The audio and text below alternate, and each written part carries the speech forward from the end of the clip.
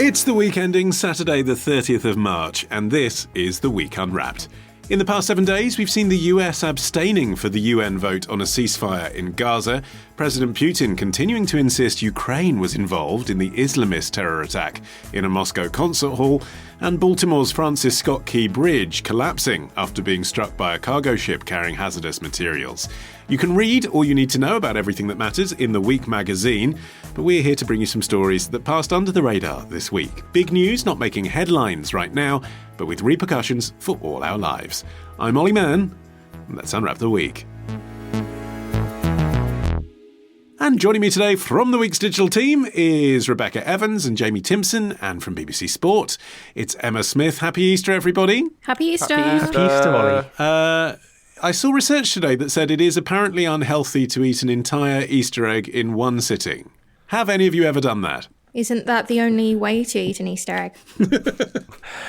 Yeah, I mean, in the grand scheme of slightly obvious scientific research, you're saying eating an entire Easter egg might not be the best thing for your health. Potentially is up there. Yeah, I think I think the research was pointing out that it was 3/4 of your daily calories is taken up with one Easter egg, which to me does sound like I can have 1 1/4 Easter eggs and then still have my daily calories for the day. Yeah, I was just thinking, well, fine, I'll just forego the lamb then. No problem. Rebekah, you're up first. What do you think this week should be remembered for?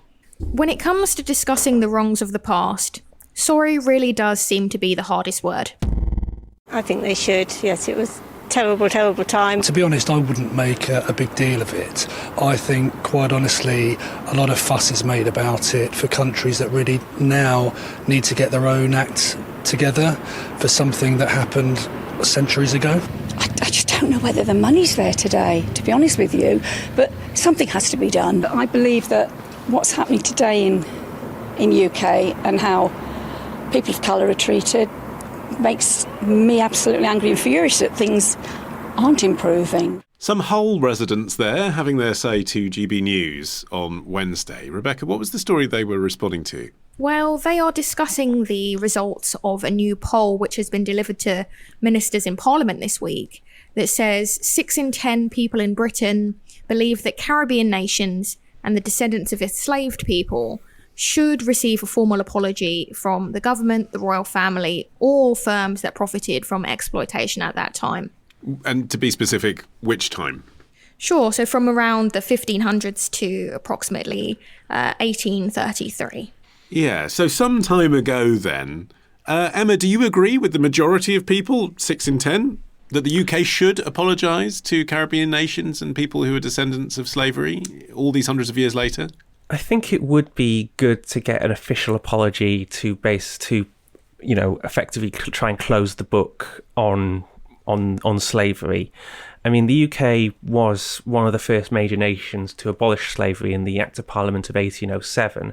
However, the fact that there has been no official apology or acknowledgement from the government, from the royal family, from many of the organisations, some organisations which profited from slavery have apologised, such as The Guardian, in fact, after its Scott Trust, which is the symbolic owner of The Guardian, it benefited from elements of the slave trades. So some independent companies have apologised, but there's been nothing from the government and from the royal family. And I think that an apology, well, the arguments in favour of an apology is that it would provide a bookend. You look at how Germany has apologised for the atrocities of the Nazi regime. It would be comparable, I think, in terms of closing that chapter in or attempting to close that chapter in history and acknowledging that Britain's part in it was wrong.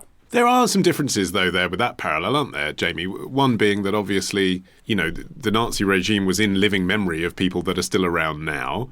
The second being that Germany didn't decide itself to end the Nazi regime. It was ended for them by the Allied forces. Whereas, as Emma was saying, in this case, Britain did have a role in the slave trade, and it is a shameful role. But Britain also did decide of its own accord to come out of it and lead the world in ending slavery. So it's a complicated legacy.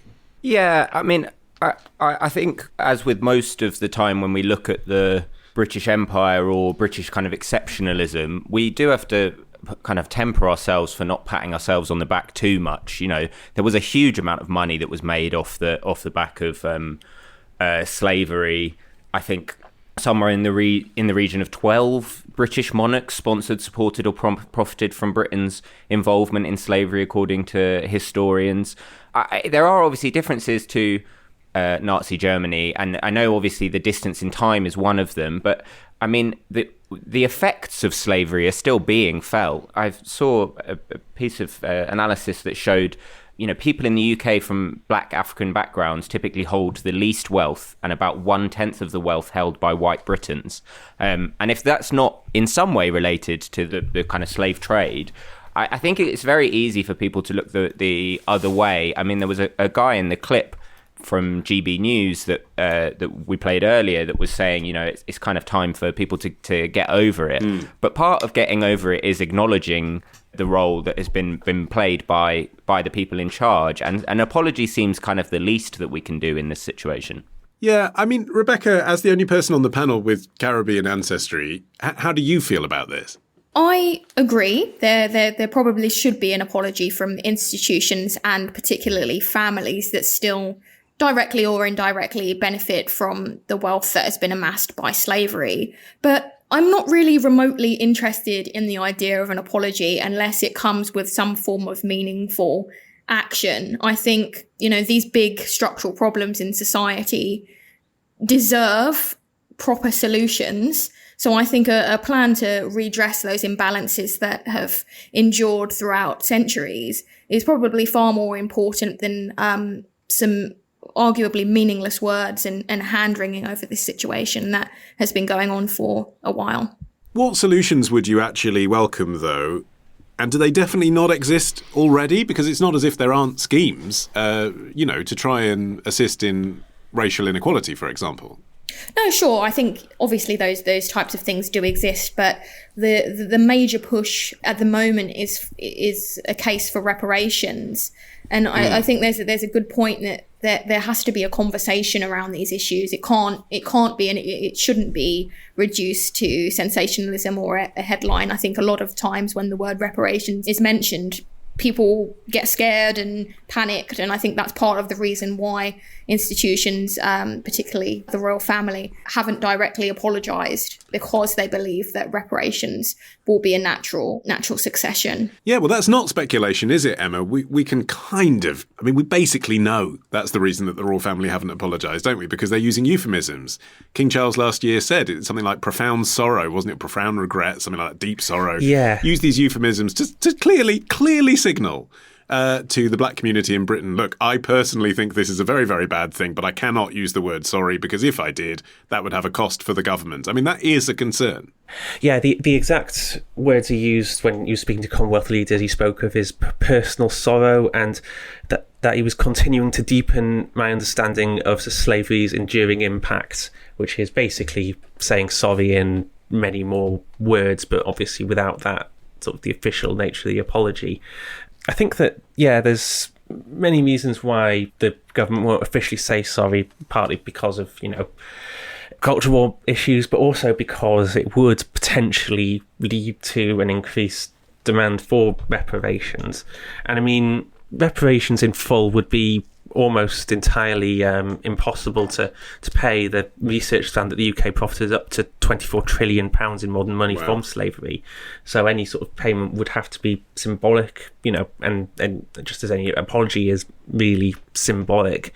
And so, there's the issue that they don't want to apologise because it could lead to something even more expensive down the road. And that's a real concern, isn't it, Jamie, when, we had the WASPy women last week, didn't we? Reminding government that they haven't had their apology money for missing out on their state pension. You have the whole levelling up agenda, which is sort of effectively reparations for having decimated the north of England before. So, how far do you take it back? And there isn't unlimited government resource, and that's why reparations are tricky. I mean, there is money there. I've worked in government. I know that if there is the desire or want to do something, the money is there. I mean, maybe not 24 trillion pounds, but I don't think we should shy away from that just because that's how much. If anything, that shows the scale of the kind of extraction of wealth from the labour of enslaved people that the country took part in. In history, we have also agreed to pay reparations. In 2013, the British government agreed to pay reparations to survivors of Kenya's Mau Mau uprising who were tortured by the colonial government. And I think it's always worth bringing up the case that actually we have paid compensation for slavery, but actually, in fact, it was to the slave owners when we abolished the slave trade. It was about £300 million that we paid to slave owners as compensation. We took out a loan to pay that in 1833, and the UK only paid off the debt in 2015.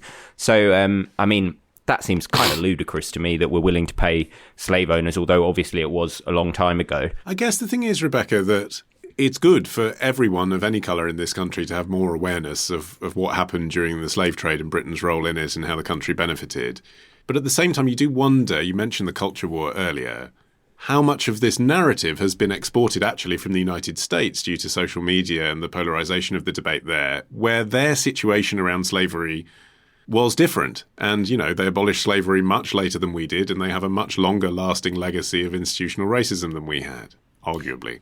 Yeah, I agree with that to a certain extent. It's very easy to look at America and think, oh, we're Britain, aren't we so much better than Americans? And I think we do that quite a lot with quite a lot of things. Yes, obviously, the African American community has a different relationship to the transatlantic slave trade than people of black heritage who live here. I think often the conversation is that, Britain abolished the slave trade and that serves as an apology in and of itself. But I think that's kind of a disingenuous argument for the reasons that Jamie just mentioned. The fact that taxes were going towards effectively compensating slave owners till 2015. That means the taxes of you and me and the money of literal descendants of slaves in many cases was going towards paying off that tax bill. So there is an argument that America has a different relationship to slavery, but that doesn't necessarily mean that we as Britons don't have to deeply examine our relationship to slavery and not just cast it off as something that this country helped to abolish and draw a line under it in that sense. And Jamie, do you think an incoming Labour government would find it any easier to say sorry than Rishi Sunak's Conservatives? No. It's mainly the left wing of the party that have been pushing for, as you can imagine, an apology. So far, Keir Starmer has kind of kept stum about it. Tony Blair did say sorry in 2007 for the wrongs of slavery when he was Prime Minister. I personally think it should be Labour government policy, but I can totally see why they don't want to get into...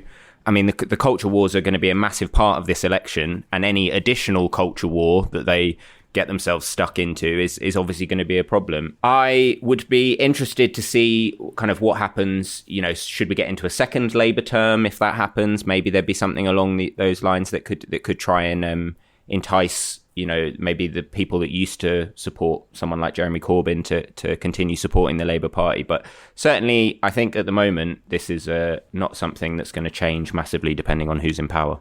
Maybe it needs someone, Emma, to actually elucidate what reparations would look like and how they could be attributed and spent, so that at least that conversation can be had in an informed way when we're deciding what sorry means. Because the thing is, at the moment, as we've illustrated, you say sorry, and then the next question is, oh, okay, so what are the reparations then? And that's the conversation they're trying to avoid. Maybe it's best to try and, give an example of what we're discussing here.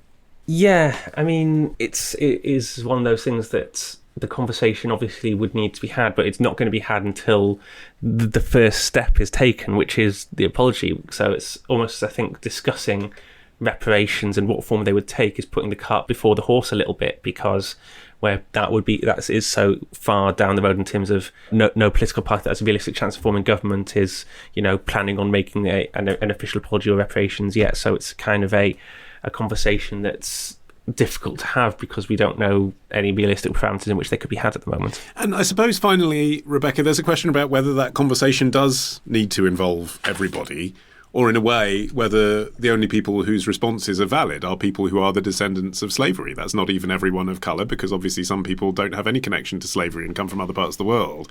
And actually, you illustrated it well in that clip you sent us from GB News there. None of those people being interviewed on the street were black, as far as I could see, but they're all being asked for their opinion. They all have an opinion. But in a way, their opinion sort of doesn't matter. We're not directly affected by it. I definitely agree with that. I think obviously it's hard to at this stage track down every individual person that is directly or indirectly linked to having ancestors who were slaves.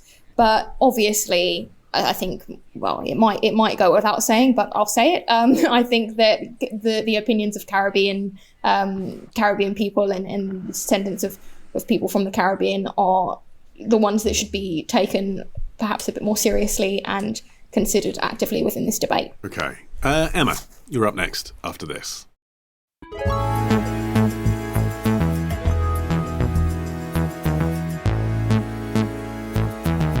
Okay, Emma, it's over to you. What do you think this week should be remembered for? This week we learned how elite British sportswomen are funded by pennies. 6 in 10, 60%, earning less than £20,000 a year. And the opportunities then to make additional money on top of that for women are harder to come by, aren't they? Yeah, absolutely. So sportswomen spoke to us about sponsorship and how that can be harder to come by for a woman, but also because of the cost of living crisis, there's just fewer opportunities for sponsorship out there. And then obviously with the you might not be training 40 hours a week, but the times that you are training, one athlete spoke to us, said, I'd have to get a job working night shifts if I was going to work around my training, which, being an elite athlete, sleep is absolutely paramount. It's not really workable. Rachel Burden speaking to your colleague, Becky Gray from BBC Sport on 5 Live on Monday, Emma. Sportswomen and pay, what's the story? So, this week, the BBC Sport website has published a series of articles in their Elite British Sportswomen Survey. It's a range of features, including around competing around and pregnancy, about competing well on the pill, about using kit designed for men. Today, Thursday, as we record, there's a feature about eating disorders. So it's on a range of serious issues, including, as mentioned there, about, and in my introduction, about funding for elite British sportswomen. So what did it say, this survey, about what these elite sportswomen are being paid? Well, it was particularly shocking. So the survey isn't hugely extensive. It's sent 615 athletes across 28 sports competing internationally or at top club level, of which there were 143 as sponsors. So it's really more of a snapshot of the situation for top level elite athletes. However, it's a pretty shocking snapshot. Of 3/4 of respondents to the survey said that they earn less than £30,000 a year from sport, which is below the national average wage of nearly £35,000. And in fact, more than 40% said that they earn less than £10,000 a year from sport, which is significantly below the national living wage. And the obvious sort of counterpoint to that question is, well, we all know sport's not very well paid, but they make loads of money through sponsorship, don't they? But this includes that, doesn't it? It does. Obviously, you have a couple of exceptions at the very top end. 6 respondents said their income was between £100,000 and £500,000 a year. 2 put theirs at more than £500,000.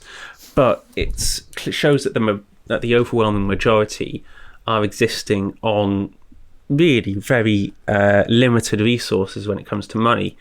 Because this survey will include a lot of sports, which we will see later this year at the Olympic Games, but which, for the majority of the time, are not particularly in the public eye and are therefore not particularly attractive to sponsors. Yeah, what about the ones that are in the public eye, Emma, though? What about the people who really will be singled out as heroines at the Olympics, or the Lionesses? Are they included in this survey? I mean, the survey has been done anonymously, but it does include, as I say, athletes competing, at Olympic level, at international level, at top club level in a variety of sports.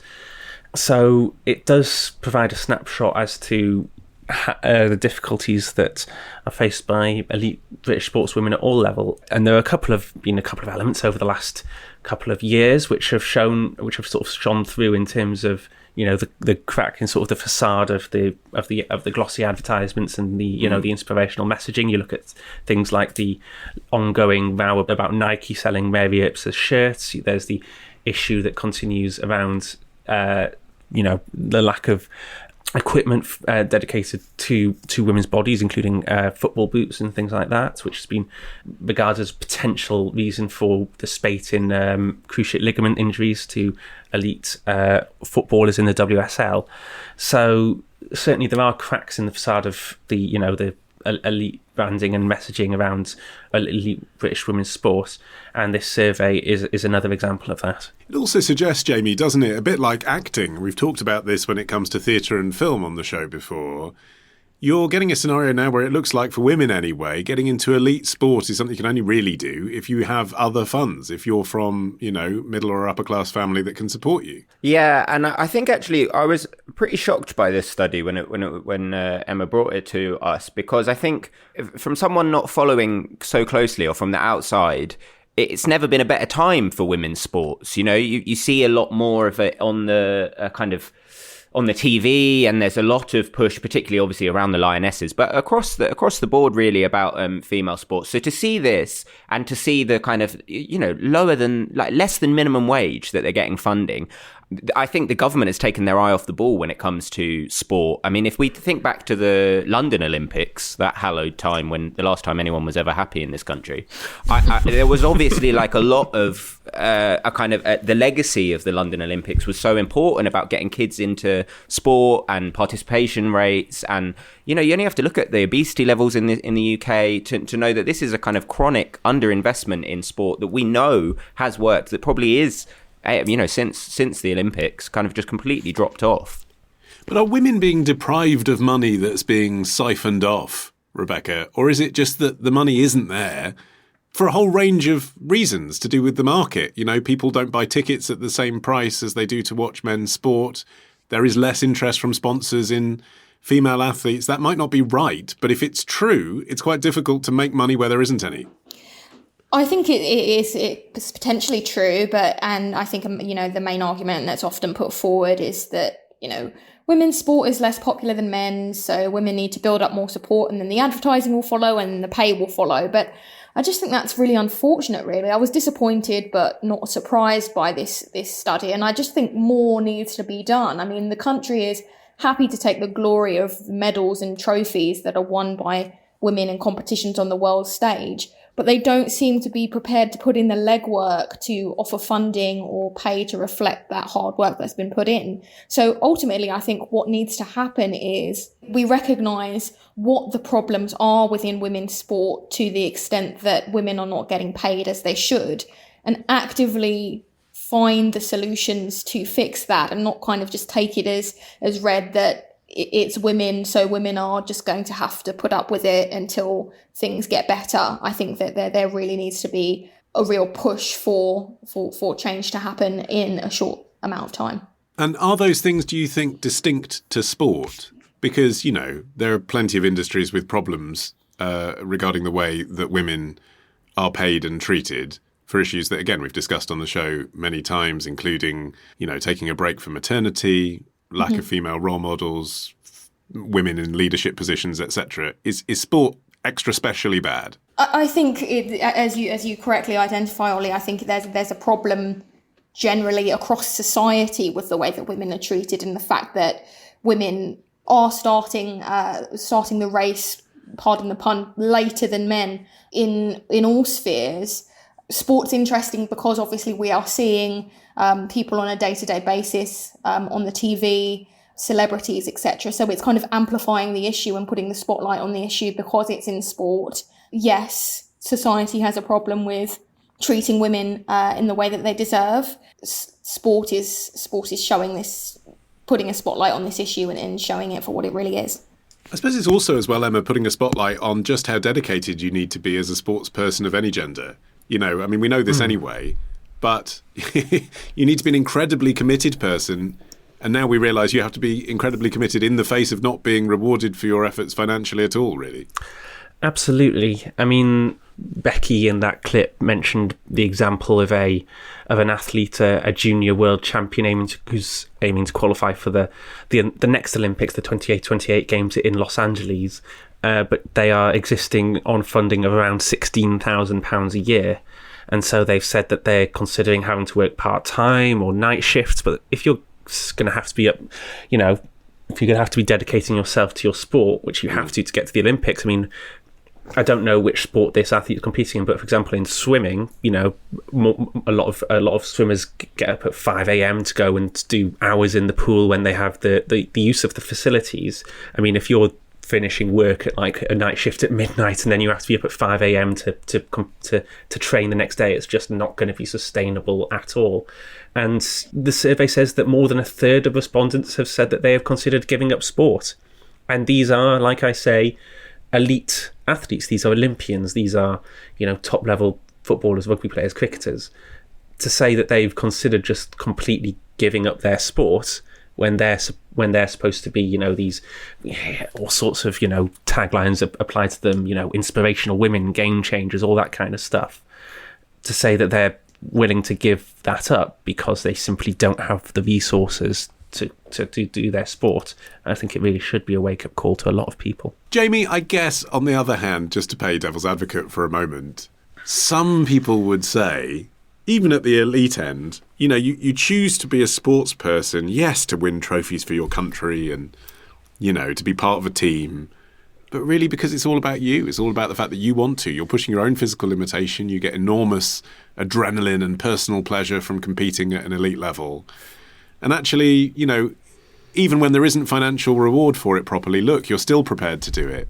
So, I mean, in a way, it's the market kind of deciding. These people will do it anyway because of that dedication that Emma underlined. It's quite. I mean, that's quite a sad look at the world, I think, because as I went back to, I was being a bit facetious with the London 2012 stuff, but there is a lot of joy to be had from sport for the whole country, and particularly when we talk about how disparate our cultural identity is and how much the culture wars are affecting all of us. Having things that we can get behind in terms of individual athletes or teams, it is really nice. I think back to like the summer of 2018 and how great that was for the nation, with England going quite well. Even I'm not an England fan, but I could appreciate that. And I do think there's something to be said for how much. I mean, if you take women's football, for example, it's got so much more tolerance. You have to anecdotally look at like the crowds that are going, the number of gay female players there are in comparison to the men's side. It's a kind of progressive sport that, if we could invest in, could actually make our society more tolerant and progressive. Yeah, but who's we? Who could invest it? So you're talking about state funding? Yeah, state funding, state intervention. But I mean, also advertising. Surely Gillette have given up now advertising razors during men's football, because every game that I watch, I know about Gillette. I know everything you need to know about Gillette. So there is a space in the world for advertising to a whole new brand that I'm sure advertising far more intelligent people than me could see a space to advertise to women and young girls. And I think there is money that can definitely be made for people who want to make money out of sport in the women's game. So it would be a massive shame if, I mean, in this example, it needs more state funding, but state funding often breeds commercial funding as well. Do you agree, Emma? Yeah, in terms of the joy that sport can bring, basically sport is a microcosm of society.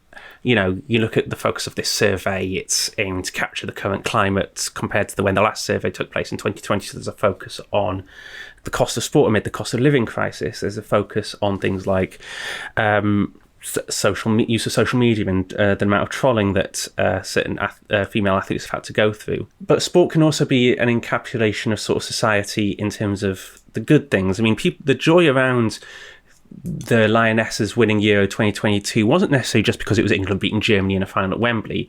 It was because it was an explosion of joy, of females being sort of on, like, taking centre stage. And Okay, but do you agree that deserves more state funding and that's the solution to this pay inequality? Yeah, I think that the way that it goes around obviously in terms of, major, the biggest sports like football, they don't necessarily need more state funding. They, as you mentioned around advertising, there's plenty of that coming in. However, when it comes to sports away from that, Olympic sports, things like rowing, cycling, stuff like that, there is I think a need to provide greater funding and greater support. I mean, a lot of the funding is designed based around success. So, for example, if sports like cycling get greater amounts of funding because Britain have a greater chance of medals at the Olympics, but it's sort of a chicken and egg situation in that you get to a sport like, for example, basketball, which is extremely low on funding because it's regarded that Britain doesn't have much of a chance of major medal success, so there's no funding, and then they will not have any chance of success because they don't have funding. As it goes around and around. It's a difficult one because obviously you want this funding and you want there to be tangible reward. At the same time, the benefits to basically, as I say, around it being a microcosm society, sport it provides great benefits because people, in terms of people's physical health, mental health, and there should be funding to provide for that. And the fact if there's no funding that even the very best athletes can't afford to train properly for Olympics and stuff like that, then what hope is there for people trying to do it on a more casual basis just to stay healthy? Well, what hope is there, Rebekah? Do you think when this survey is done again, we'll see a positive change? I think things are definitely changing, even if it feels like a slow process. So post-World Cup, for instance, we can see what's being called the lioness effect. The fact that there are now twice as many registered female football teams in England as there were 7 years ago. And I think that's great. That's real progress. And it's heartening to read in the report that Emma shared that the first board of women's sport is also being put together to help to accelerate the growth of sport beyond women's football. So there is change that's happening there. And I think that's great, particularly for young girls. I think they should get a chance to see it and believe they can reach these goals too, but not have to worry about pay or mistreatment or any of the other issues that women are currently facing. Indeed. Okay, Jamie, you're up next after this.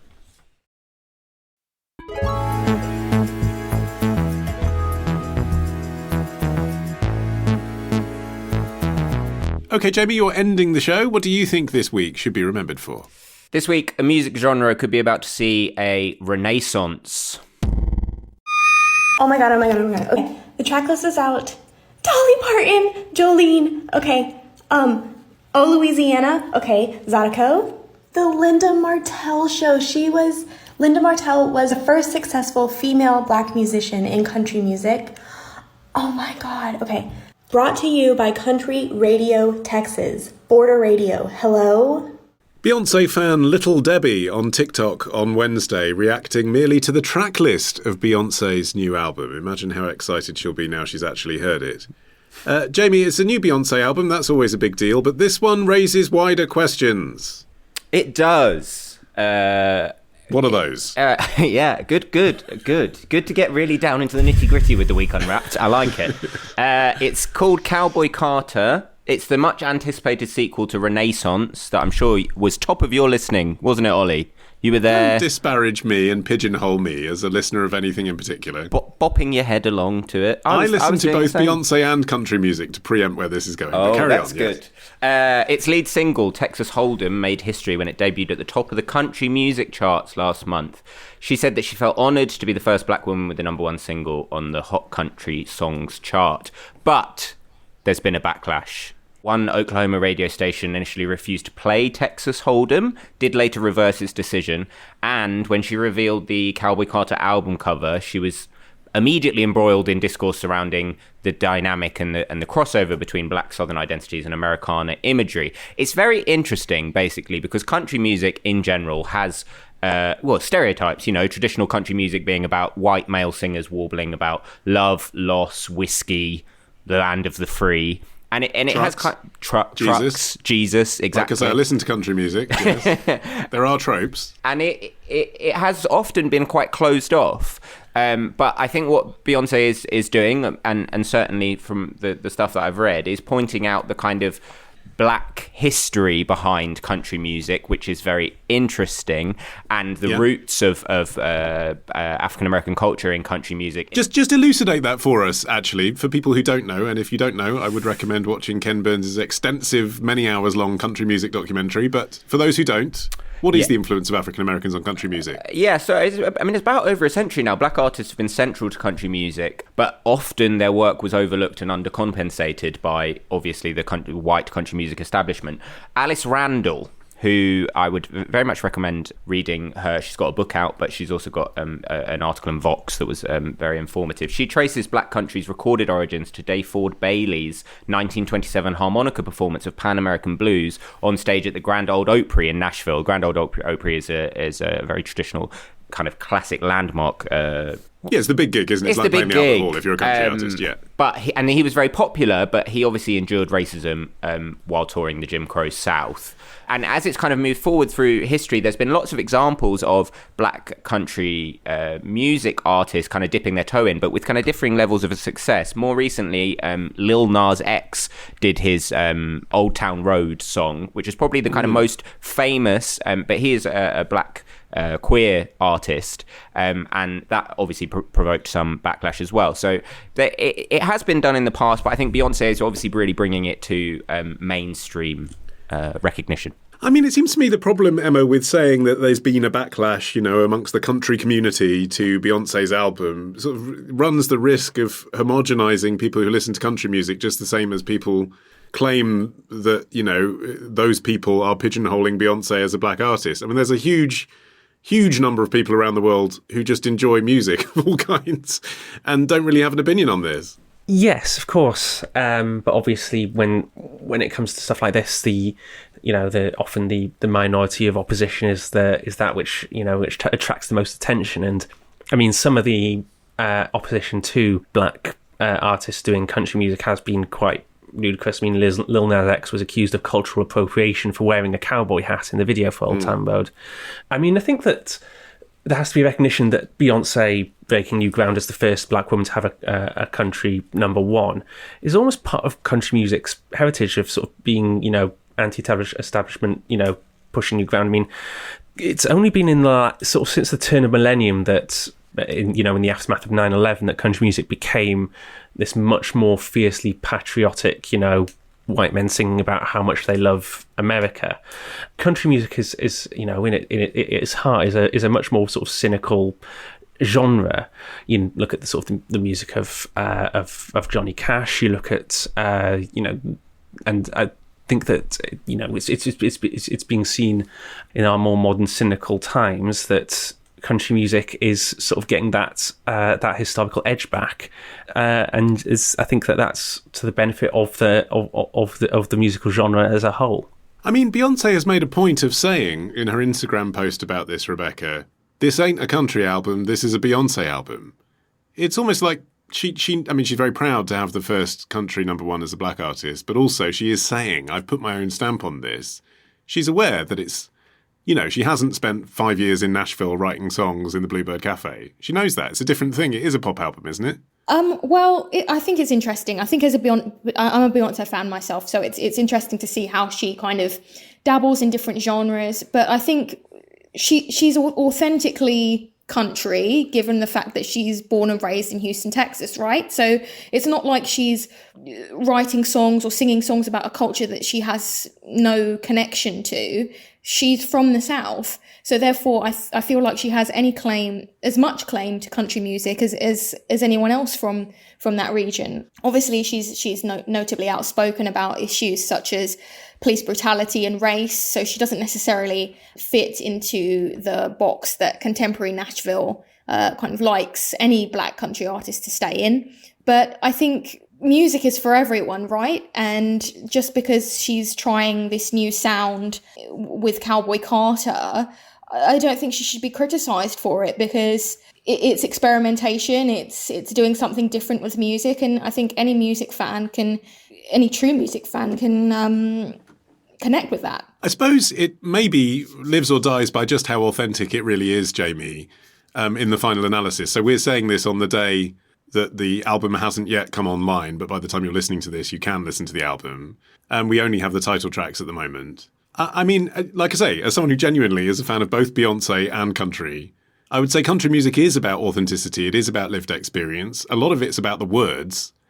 And on the basis of Texas Hold'em, which is the single, if there's an objection to Beyonce doing country, to me, it's nothing to do with her race. It's to do with her position as a pop star. It would be the same as if Madonna did a country album or a country-influenced single and said it was a country album, in that it doesn't feel that authentic. It feels pretty boilerplate, actually, and not really about very much. So maybe the album will change people's perceptions, but I think if there's resistance, it's maybe just that. Yeah, and I think in the question that you put to Rebekah just now, I think you kind of hit upon that idea of actually, we're kind of asking, like, can these two things mix? You know, can country music and Beyonce mix? And actually, I think neither one of them really cares for the other, or whether or not they do mix. You know, from a kind of Nashville country perspective, they can't really accommodate someone this big, this kind of like massive star that Beyonce is, because a lot of country music, like you say, is about narrative and is potentially more about kind of storytelling that is more intimate and something that Beyonce potentially isn't going to do in the same way. The race thing is interesting because there is a question about, you know, Lana Del Rey has said that she's going to do a country album or look towards country music, and there hasn't been that much of a backlash with that. There is a question about, you know, I mean, Taylor Swift obviously started in country music, and if she went back to her roots in that sense, would it cause the same amount of backlash? So there is that potentially that aspect to it. But I think you're probably right in the sense that this is a Beyonce album, like she said, first and foremost, and it's about a kind of new chapter for Beyonce's fans. It's maybe, you know, the media kind of looking a bit too hard to find something to kick up about, when country music, I mean, it is going through a renaissance at the moment. It is becoming more popular, mainly through TikTok, but also in a kind of progressive way. You know, there's an artist called Tyler Childers, who was described by the New York Times as one of the most exciting country music artists right now. And he released his latest song, In Your Love, with an accompanying music video that represented the LGBTQ plus community. So it is about, I mean, there is a kind of a progressive edge to country music now that maybe is more interesting, and that maybe Beyonce could shine a light on herself in some respects. Rebekah? Yeah, so I found a quote from Rhiannon Giddens, who played banjo and viola on Texas Hold'em, and she's actually worked very tirelessly to bring attention to the fact that the banjo was created by enslaved Africans in the Caribbean in the 1600s. So there's obviously a history of black artists in country music there.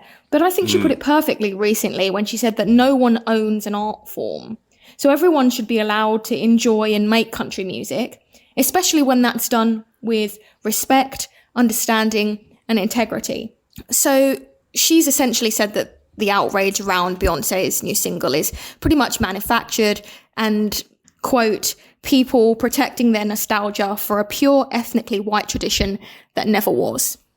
And Emma, people might be surprised actually to hear me talk about being a country fan, because it wasn't really a thing in the UK, 10 years ago. There's been a big boom in the genre here, hasn't there? Yeah, I mean, country has always had a dedicated fan base here in the UK, but it's always been slightly outside the mainstream. But it does have dedicated fans. The Country to Country Music Festival, which takes place every year.